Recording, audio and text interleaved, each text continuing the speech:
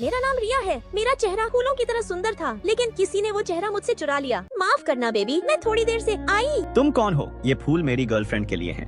मैं ही तो रिया हूँ। इतनी हिम्मत कहाँ से आती है तुम में? असली रिया तुमसे कहीं ज्यादा खूबसूरत थी।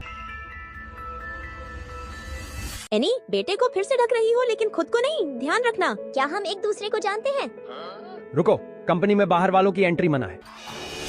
पड़ोसी, दोस्त, बॉयफ्रेंड, अब कोई मुझे पहचानता ही नहीं। यहाँ तक कि मोबाइल का फेस लॉक भी मुझे पहचानने से मना कर रहा है। आखिर क्या हो रहा है मेरे साथ? तुम्हारा चेहरा शायद चुरा लिया गया है।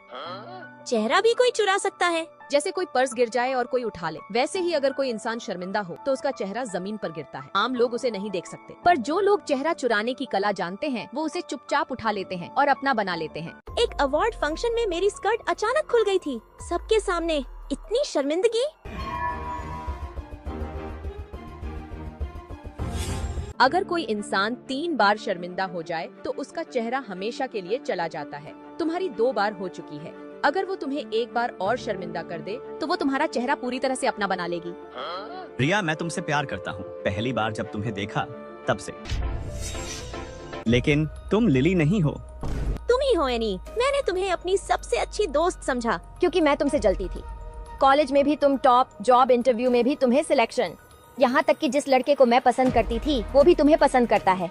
अब बस एक बार और अगर तुम शर्मिंदा हुई तो तुम्हारा चेहरा पूरी तरह मेरा हो जाएगा। अब सड़क पर जाकर कुंग फू डांस कर, सब देखेंगे और फिर तुम्हारा चेहरा गिर जाएगा।